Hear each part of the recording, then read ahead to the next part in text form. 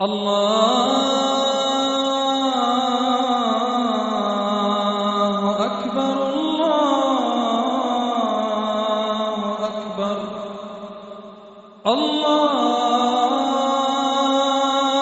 أكبر الله أكبر.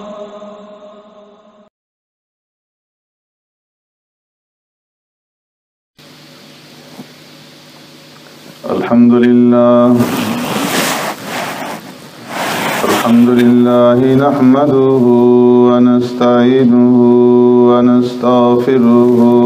ونؤمن به ونتوكل عليه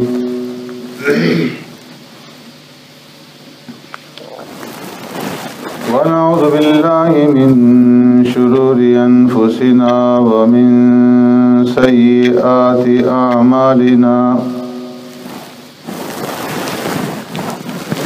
من يهدي الله فلا مضل له ومن يضلله فلا هادي له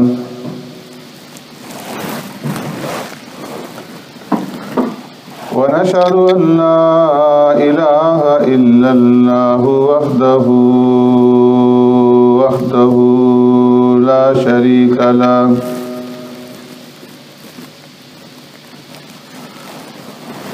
ونشهد أن سيدنا ونبينا ومولانا محمدا عبده ورسوله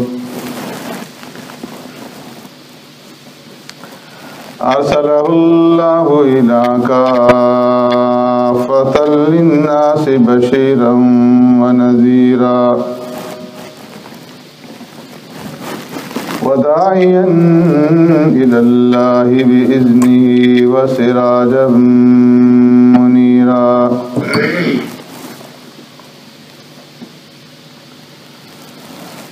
أما بعد فقد قال الله تبارك وتعالى في القرآن المجيد والفرقان الحميد فأعوذ بالله من الشيطان الرجيم بسم الله الرحمن الرحيم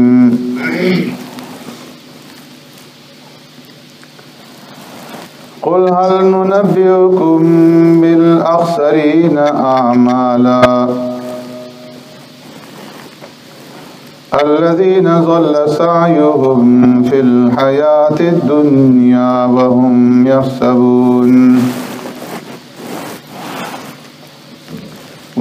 يحسبون أنهم يحسنون صنعا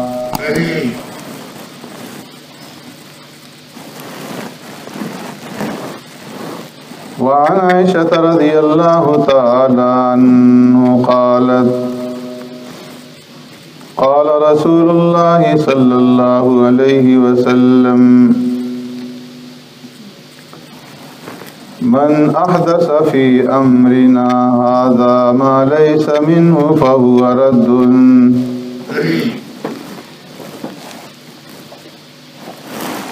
صدق الله مولانا العظيم وصدق رسوله النبي الكريم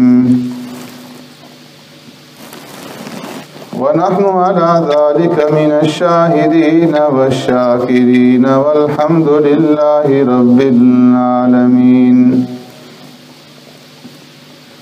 يا رب صل وسلم دائما أبدا على حبيبك خير الخلق كلهم والحبيب الذي ترجى شفاعته لكل هول من الأهوال مقتحم.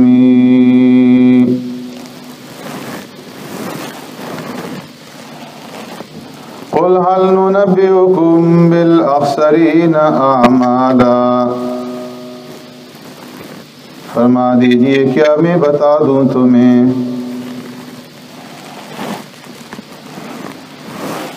کون سے لوگ اعمال کے اعتبار سے خسارے میں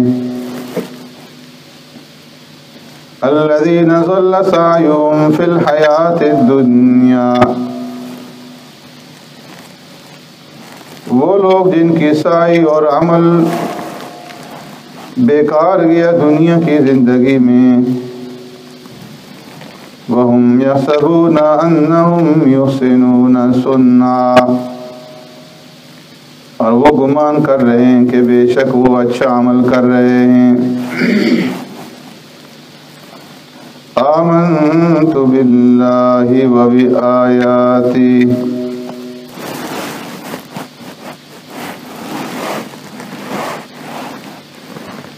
میرے محترم دوستو، بزرگوں، بھائیو،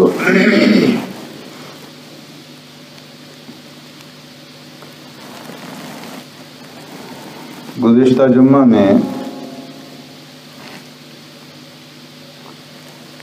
میں نے آپ حضرات کے سامنے عرض کیا تھا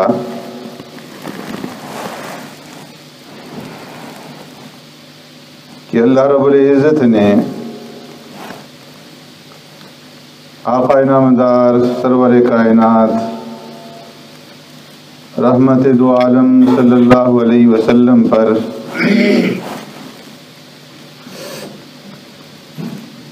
اس دین کی اور اس آئین اور قانون کی تکمیل فرما دی ہے،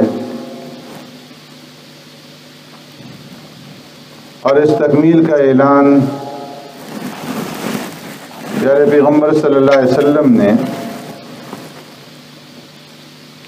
اپنی دنیا سے رحلت اور وفات سے 81 روز قبل حجۃ الوداع کے موقع پر میدان عرفات میں جمعہ کے دن عصر کے وقت اعلان فرمایا، الیوم اکملت لکم دینکم واتممت علیکم نعمتی ورضیت لکم الاسلام دینا، کہ میں نے اپنا دین تمہارے اوپر مکمل کر دیا، اپنی نعمت تمہارے اوپر تام کر دی، اور اسلام کو باعتبار دین کے تمہارے لیے پسند کر لیا، چن لیا۔ پیارے پیغمبر صلی اللہ علیہ وسلم کے اس تکمیل دین کے اعلان کے بعد پھر کسی تنسیخ کی اور کسی ترمیم کی، کسی حذف اور کسی اضافے کی ضرورت باقی نہیں رہتی۔ مخلوقات کے لیے جتنے احکامات کی ضرورت تھی، اللہ رب العزت نے وہ تمام احکامات پیارے پیغمبر صلی اللہ علیہ وسلم کو دے دیے، آپ صلی اللہ علیہ وسلم پر نازل کر دیے، اور اس طرح دین کی تکمیل ہو گئی۔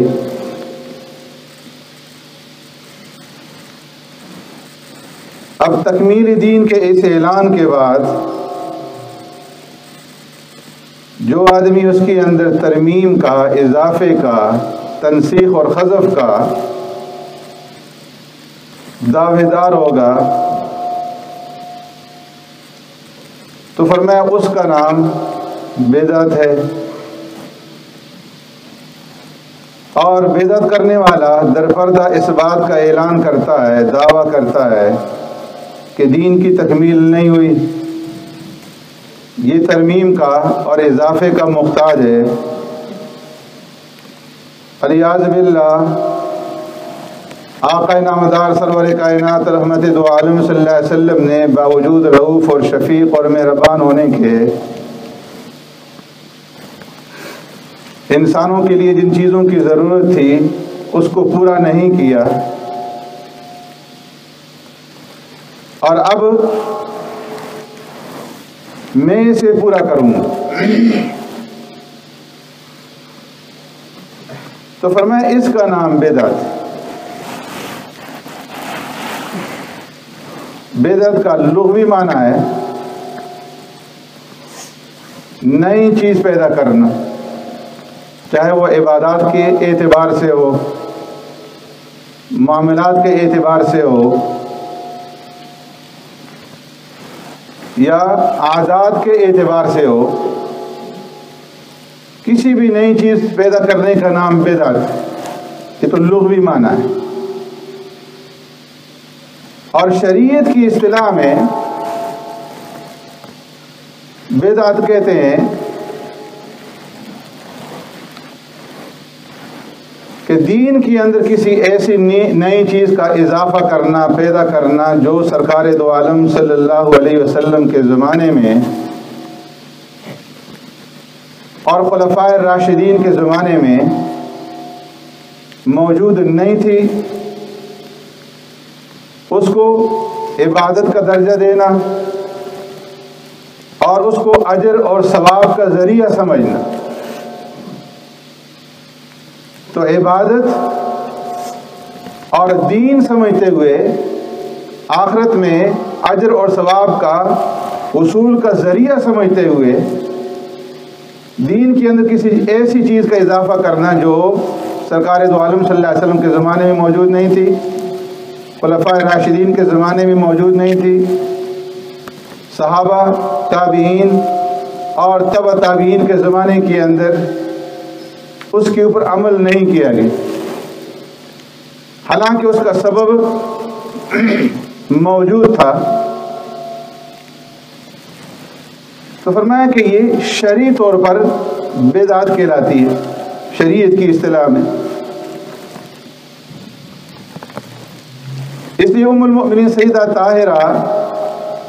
عائشہ صدیقہ رضی اللہ تعالیٰ عنہ نے فرمایا من احدث فی امرنا ھذا ما لیس منہ فہو رد. ایک ہے ایجادات، نئی چیزیں پیدا کرنا دنیاوی اعتبار سے، ایک ہے نئی چیز پیدا کرنا دینی اعتبار سے. دنیاوی اعتبار سے جتنی بھی ایجادات ہو رہی ہیں، مثال کے طور پر ہوائی جہاز، سمندری جہاز، ریل گاڑیاں، کاریں، طرح طرح کی مشینری جو اس وقت ایجاد ہو رہی ہیں اور قیامت تک ایجاد ہوتی رہیں گی، فرمایا کہ اس کے اوپر شریعت نے کوئی رد نہیں کیا، بلکہ شریعت نے ان کو جائز رکھا ہے. ان کا استعمال کرنا جائز ہے، اس لیے کہ یہ ساری کی ساری چیزیں ایسی ہیں کہ ان کو کوئی بھی عبادت نہیں سمجھتا، اجر اور ثواب کا ذریعہ نہیں سمجھتا، دین نہیں سمجھتا. بہت ساری چیزیں ایسی ہیں کہ جو سرکار دو عالم صلی اللہ علیہ وسلم کے زمانے میں موجود نہیں تھی، آج انسانیت کے لیے ضروری ہو چکی ہے. اس وقت بجلی نہیں تھی، آج بجلی کے بغیر ہمارا گزارا نہیں. اس وقت پنکھے نہیں تھے، آج پنکھوں کے بغیر گزارا نہیں. اس وقت سواریاں، سفر جو کیا جاتا تھا اونٹوں کے اوپر، گھوڑوں کے اوپر، خچروں کے اوپر، آج جو ہے جہاز ہیں اور ریل گاڑیاں ہیں، طرح طرح کی کاریں ہیں. تو فرمایا کہ یہ جو چیزیں ہیں ان کے اوپر رد نہیں ہے. سائنسی ترقی کی وجہ سے جتنی بھی ایجادات ہو رہی ہیں، فرمایا کہ اس کے اوپر شریعت نے رد نہیں کیا بلکہ جائز رکھا ہے. شریعت نے جو رد کیا ہے وہ امر دین کے اندر کیا ہے. من احدث فی امرنا ھذا. بہت سارے لوگ اعتراض کرتے ہیں کہ جی آپ کہتے ہیں بدعت جائز نہیں ہے، تو پھر یہ ہوائی جہاز، یہ کاریں اور یہ نئی چیزیں جو استعمال کے اندر لائی جا رہی ہیں، ان کو کیوں استعمال کیا جاتا ہے؟ یہ بھی تو بدعت ہے. تو فرمایا کہ بدعت سے مراد امر دین کے اندر بدعت ہے، امر دین کے اندر نئی چیز کا ایجاد کرنا ہے۔ شاہ اسماعیل شہید رحمۃ اللہ تعالی علیہ فرماتے ہیں کہ انبیاء علیہ الصلوۃ والسلام جو تشریف لاتے ہیں تو وہ دینی امور سے متعلق تعلیم دینے کے لیے تشریف لاتے ہیں۔ مسلم شریف کی حدیث ہے، پیارے پیغمبر صلی اللہ علیہ وسلم مدینہ منورہ تشریف لے گئے ہجرت فرمانے کے بعد۔ آپ صلی اللہ علیہ وسلم نے مدینہ پہنچ کر دیکھا، مدینہ کے اندر کھجوروں کی پیداوار کثرت سے ہوتی ہے، آپ جانتے ہیں اکثر حضرات۔ مکہ مکرمہ کے اندر اور مکہ کے اطراف میں کھجوریں پیدا نہیں ہوتی تھی۔ مدینہ جب سرکار دو عالم صلی اللہ علیہ وسلم پہنچے، دیکھا کہ لوگ کھجوروں کے درخت کے اندر تعبیر کا عمل کر رہے ہیں۔ تعبیر کہتے ہیں کہ ایک درخت کو نر تصور کر کے دوسرے کو مادہ سمجھ کر کے ان کے شگوفوں کے اندر جو ہے خاص طریقے سے پیوند کرنا، اور اس پیوند ڈالنے سے کھجوروں کی پیداوار جو ہے وہ اچھی ہوتی تھی۔ آپ صلی اللہ علیہ وسلم نے اہل مدینہ کو جب یہ عمل کرتے ہوئے دیکھا تو فرمایا کہ یہ تم کیا کر رہے ہو اور کس لیے کر رہے ہو؟ انہوں نے جواب دیا، یا رسول اللہ صلی اللہ علیہ وسلم یہ پہلے ہی سے ایسا ہوتا آ رہا ہے، ہم نے اپنے آباء و اجداد کو یوں ہی کرتے دیکھا ہے، کوئی خاص وجہ ہماری سمجھ میں نہیں آتی، ہم نے یوں ہی ہوتے ہوئے دیکھا ہے تو کر رہے ہیں۔ آپ صلی اللہ علیہ وسلم نے ارشاد فرمایا کہ شاید اگر یہ کام تم نہ کرو تو بہتر ہو۔ زمانہ جاہلیت کی رسومات کو سرکار دو عالم صلی اللہ علیہ وسلم پسند نہیں فرماتے تھے، مٹانا چاہتے تھے، تو یہاں پر ارشاد فرمایا شاید اگر تم یہ کام نہ کرو تو بہتر ہو۔ صحابہ اکرام نے چھوڑ دی، تعبیر کا عمل اس سال نہیں کیا، تو کھجوروں کی پیداوار میں کمی واقع ہوئی۔ آپ صلی اللہ علیہ وسلم سے عرض کیا کہ یا رسول اللہ، آپ کے اس ارشاد فرمانے پر ہم نے تعبیر کا عمل چھوڑ دیا اور اس سال پیداوار اس طرح سے نہیں ہوئی جس طرح عام طور پر ہوا کرتی تھی۔ تو آپ صلی اللہ علیہ وسلم نے ارشاد فرمایا انما انا بشر اذا امرتکم بشیء من امر دینکم، فرمایا کہ میں بھی تمہاری طرح کا ایک انسان ہوں، ایک بشر ہوں، اور بعض باتیں ایسی ہوتی ہیں کہ جو بطور بشریت اور بطور فطرت کے، بطور انسان ہونے کے میں آپ سے کہہ دیتا ہوں، وہ میری اپنی رائے ہوتی ہے، اللہ کا حکم نہیں ہوتا، وہی الہی سے وہ بات میں نہیں کہتا بلکہ اپنی ایک رائے کا اظہار کرتا فی امر دنیا کو، تمہارے دنیا کے جو معاملات ہیں ان۔ تو اس لیے فرمایا کہ جو دین کے معاملات ہیں، اذا امرتکم بامر شیء من دینکم، تو فرمایا دینی معاملات کے مطابق اگر میں کوئی بات کہوں تو اس کا پورا کرنا، اس پر عمل کرنا تمہارے اوپر واجب ہے، ضروری ہے، اس کو تو تم لے لو، اس کے اوپر عمل کرو۔ لیکن دنیاوی معاملات سے متعلق اگر میں نے کوئی بات کہہ دی تو وہ اپنی رائے کا اظہار کیا ہے، اللہ کا حکم نہیں ہے، وہی نہیں ہے، اس لیے فرمایا کہ میں بشر ہوں، اس میں مجھ سے غلطی ہو سکتی ہے۔ تو معلوم ہی ہوا کہ پیغمبروں کا آنا وہ امر دین کے لیے ہوتا ہے، امر دنیا کے لیے نہیں ہوتا۔ وہ باغبانی سکھلانے کے لیے نہیں تشریف لاتے بلکہ دین سکھلانے کے لیے تشریف لاتے ہیں۔ اس لیے فرمایا من احدث فی امرنا ھذا ما لیس منہ فہو رد، کہ جس نے ہمارے اس امر میں، یعنی اس دین کے امر میں کسی نے نئی چیز کو ایجاد کیا تو وہ چیز مردود ہے، وہ چیز قابل قبول نہیں ہے۔ حافظ ابن حجر رحمۃ اللہ تعالی علیہ، حافظ ابن رجب رحمۃ اللہ تعالی علیہ اور دیگر محدثین بھی یہی فرماتے ہیں کہ یہاں امرنا سے مراد جو ہے وہ امر دین ہے۔ تو اس لیے فرمایا کہ جس آدمی نے دینی امور کے اندر کسی چیز کا اضافہ کیا، کوئی نئی چیز نکالی، تو وہ چیز جو ہے اللہ رب العزت کی ہاں مقبول نہیں ہے۔ پیارے پیغمبر صلی اللہ علیہ وسلم نے ارشاد فرمایا کہ وہ چیز قابل رد ہے، مردود ہے، اور اسی کا نام بدعت ہے۔ اور ایسی چیز کا ایجاد کرنے والا، نکالنے والا یہ دعویٰ کر رہا ہے کہ دین نامکمل ہے، ناقص ہے، اور میری اس رائے سے، میری اس تجویز سے دین کی تکمیل ہوگی۔ تو اللہ رب العزت نے قرآن کریم کے اندر بھی اس کے اوپر رد فرمایا، قُلْ هَلْ نُنَبِّئُكُمْ بِالْأَخْسَرِينَ أَعْمَالًا، اے محبوب آپ ان لوگوں کو فرما دیجئے، کیا میں تمہیں بتا دوں کہ کون سے لوگ جو ہیں وہ اعمال کے اعتبار سے خسارے کے اندر، نقصان کے اندر ہیں۔ یہاں پر بالأخسرین اعمال سے مراد حضرت علی کرم اللہ وجہ اور سفیان ثوری رحمۃ اللہ تعالی فرماتے ہیں کہ اس سے مراد جو ہے وہ اہل بدع ہیں، بدعت کے ارتکاب کرنے والے لوگ، کہ جو لوگ بدعت کا ارتکاب کرتے ہیں، فرمایا وہ بالاخسرین اعمالا، اعمال کے اعتبار سے نقصان اور خسارے کے اندر۔ کیوں؟ الذین ضل سعیهم فی الحیات الدنیا وهم یحسبون انهم یحسنون صنعا، دنیا کے اندر جتنی بھی محنت کی، کوشش کی، تو فرمایا کہ ان کی وہ ساری محنت، ساری کوشش، سارا عمل جو ہے وہ کیا ہو گیا؟ ضل، وہ ضائع ہو گیا، بیکار ہو گیا۔ اور وہ اپنے اعمال کو کرتے وقت ہم یحسبون، گمان یہ رکھتے ہیں کہ وہ اچھا عمل کر رہے ہیں، حالانکہ وہ عمل اللہ کے ہاں مقبول نہیں ہے۔ اس لیے کہ آپ صلی اللہ علیہ وسلم نے فرما دیا کل محدثۃ بدعہ وکل بدعۃ ضلالہ، کہ ہر نئی چیز جو دین کے اندر نکالی جائے وہ بدعت ہے، اور ہر بدعت جو ہے وہ گمراہی۔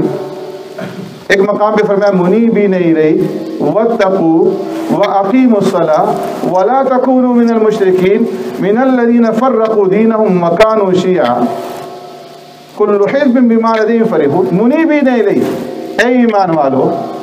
اللہ کی طرف رجوع ہو، واتقوا، اللہ سے ڈرتے رہو، اقیموا الصلاۃ، نماز قائم کرو، ولا تکونوا من المشرکین، اور مشرکین میں سے، شرک کرنے والوں میں سے مت بنو، من الذین فرقوا دینہم، ان لوگوں میں سے مت بنو کہ جنہوں نے دین کے ٹکڑے ٹکڑے کر دیے، دین کے اندر تفریق کر دی، وکانوا شیعا، اور وہ مختلف پارٹیاں بن گئے، مختلف گروہ بن گئے، مختلف فرقے بن گئے۔ کل حزب بما لدیہم فرحون، ہر ایک حزب، ہر ایک پارٹی، ہر ایک گروہ جو اس کے پاس ہے اس کے اوپر وہ خوش ہے۔ ام المؤمنین سیدہ طاہرہ عائشہ صدیقہ رضی اللہ تعالیٰ عنہ فرماتی ہیں، یہاں پر شیعہ سے مراد جو ہے، پارٹیوں سے مراد جو ہے وہ اہل بدعت کی پارٹی ہیں۔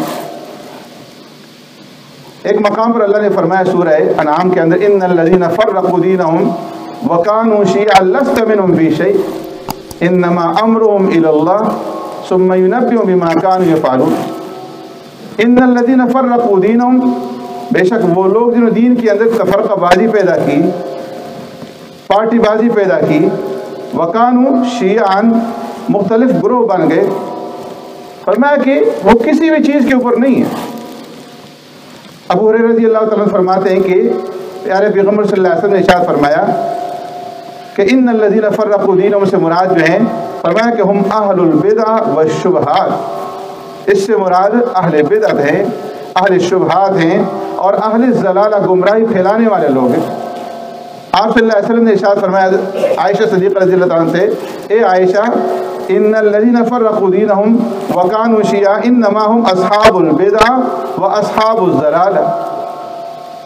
فرمایا کہ اس آیت میں ان الذین فرقوا دینہم وکانوا شیعا جو بیان کیا اللہ نے، تو فرمایا اس سے مراد جو اہل بدعت ہیں اور اہل ضلالہ ہیں، اور فرمایا کہ یہ لوگ جو ہیں مجھ سے دور رہیں گے اور میں ان سے دور رہوں۔ ایک روایت میں ہے کہ ان کے لیے جو ہے وہ آگ جو ہے وہ تیار ہے۔ تو اس لیے فرمایا کہ دین کے اندر جو چیزیں پیارے پیغمبر صلی اللہ علیہ وسلم نے بیان فرما دی، جو احکامات نازل ہو چکے، تکمیل دین کا اعلان ہو چکا، اس کے بعد اگر کسی چیز کے اندر امر دین کے اندر اضافہ کیا جائے گا اور اس کو